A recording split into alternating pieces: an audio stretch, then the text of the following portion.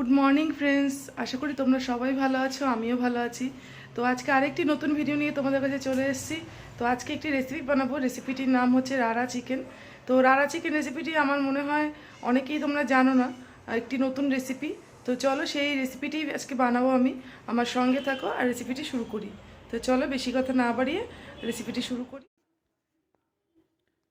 প্রথমে আমি খালি কড়াইতে শুকনো লঙ্কা নিয়ে নিচ্ছি, তেজপাতা, দারচিনি, দিয়ে দেবো গোটা ধনে, দিয়ে দেবো গোটা গোলমরিচ, আর দিয়ে দেবো গোটা মৌরি।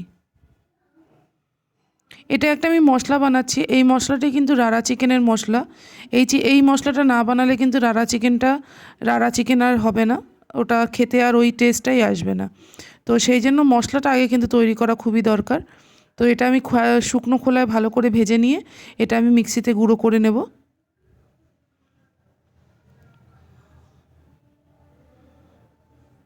এটা আমার ভাজা হয়ে গেছে, এটা আমি গুঁড়ো করে নেব।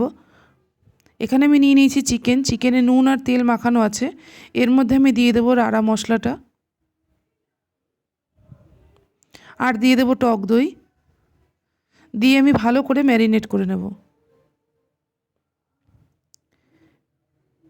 এখানে আমি নিয়ে নিয়েছি কড়াইতে আমি দিয়ে দেবো সাদা তেল। চাইলে তোমরা এটা সর্ষের তেলেও রান্না করতে পারো। এর মধ্যে আমি দিয়ে দেবো কুচনো পেঁয়াজ,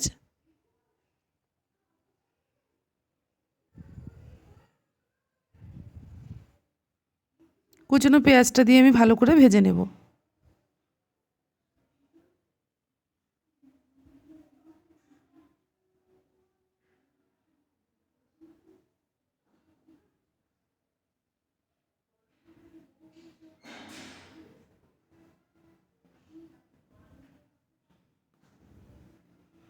নিয়ে নিয়েছি আমি চিকেন কিমা, এর মধ্যে আমি রাড়া মশলাটা দিয়ে ভালো করে মিশিয়ে নেব। এবার আমি এটা ভালো করে মাখিয়ে নেব।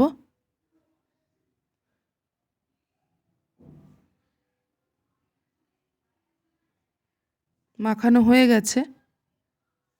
তো এখানে আমি পেঁয়াজের মধ্যে এলাচ, দারচিনি আর তেজপাতা দিয়ে দিলাম গোটা, যাতে গন্ধটা সুন্দর আসে। তো পেঁয়াজগুলো ভাজা হয়ে এসেছে।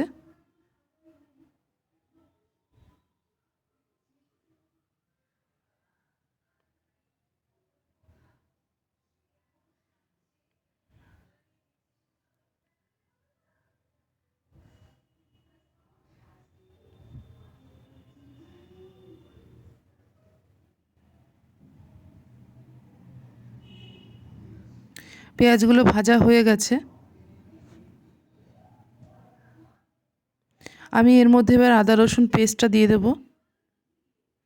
এবার ভালো করে নাড়িয়ে নেব। এর মধ্যে কিছু মশলা আমি অ্যাড করব।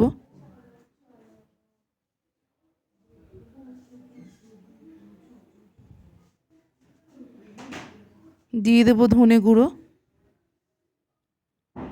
দিচ্ছি জিরে গুঁড়ো,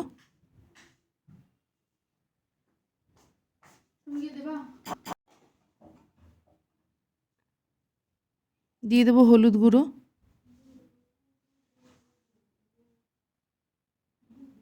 দিয়ে দিচ্ছি নুন,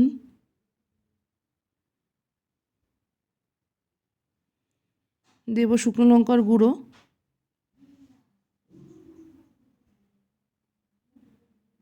এই সব কিছু দিয়ে আমি এখন ভালো করে মিশিয়ে নেব।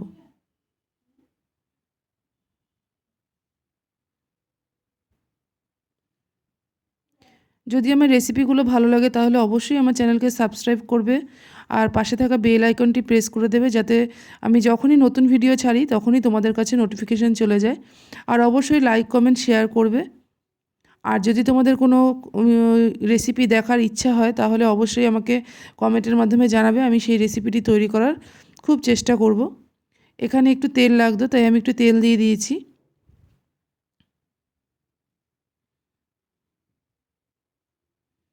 তো এবার ভালো করে মশলাটা আমি ভাজা ভাজা করে নেব।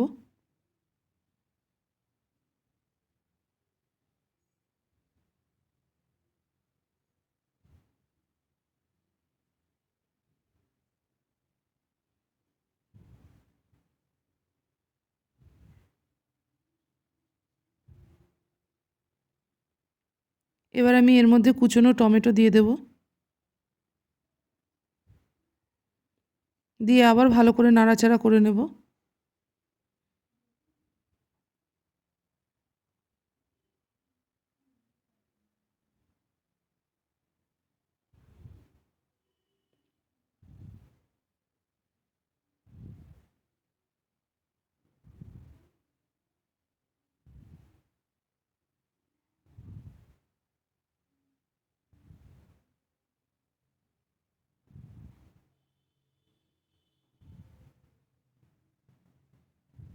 দিয়ে দেব কাশ্মীরি লঙ্কার গুঁড়ো,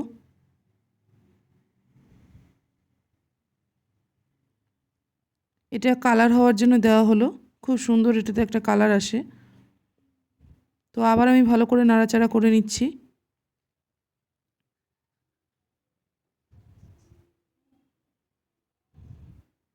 জল কিন্তু মশলাটাতে পড়বে না, এইভাবে তেলের মধ্যেই কিন্তু ভাজা ভাজা হবে।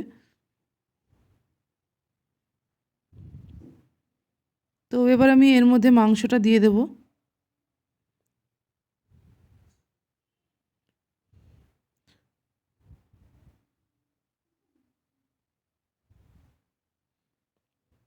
মাংসটা দিয়ে আমি ভালো করে নাড়াচাড়া করে নিয়েছি। এর মধ্যে আমি এখন চিকেন কিমাটাও দিয়ে দেব। সব দিয়ে ভালো করে এখন নাড়াচাড়া করব।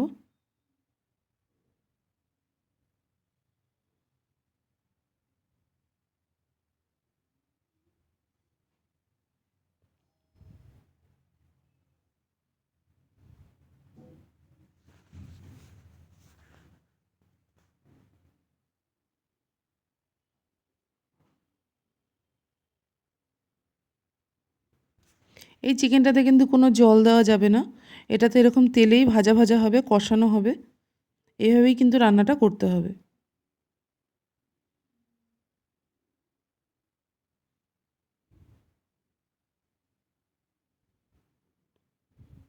এবার আমি ঢেকে দেব।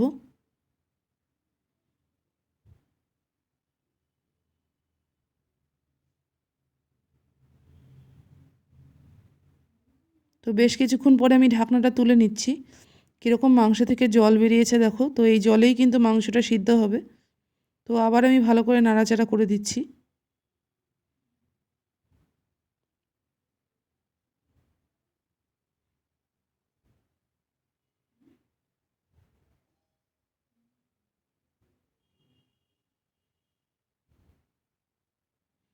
আবার আমি ঢাকা দিয়ে দেব। তো এইভাবে আমি 5 থেকে 6 বার ঢাকা দিয়ে দিয়ে 35 থেকে 40 মিনিট পর্যন্ত মাংসটা আমি রান্না করেছি। তারপরে কিন্তু মাংসটা হয়ে গেছে।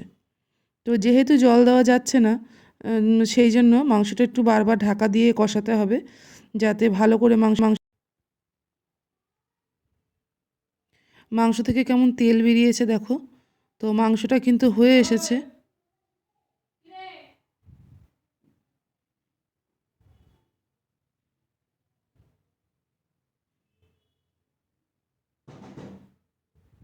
তো আর একবার আমি ঢেকে দেব।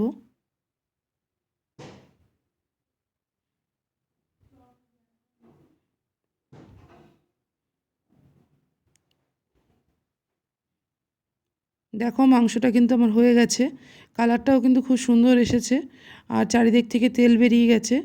এখন মাংসটা আমার হয়ে গেছে। তো সামান্য কিছু একটু জিনিস দিয়ে তো নামিয়ে দেবো এখন।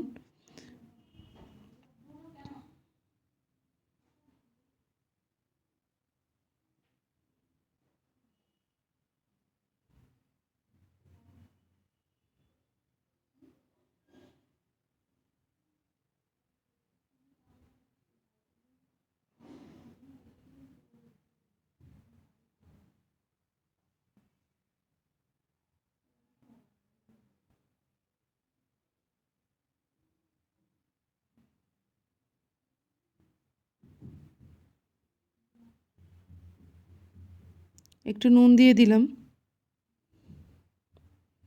সামান্য একটু নুন কম হয়েছিল তাই।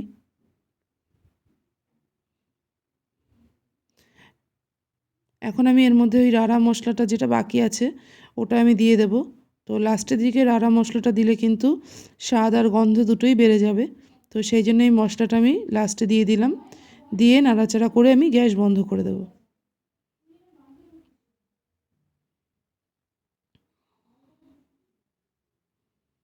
মাংস রান্না আমার কমপ্লিট। তো এখন আমি গ্যাস বন্ধ করে সার্ভিং প্লেটে সার্ভ করে দেব।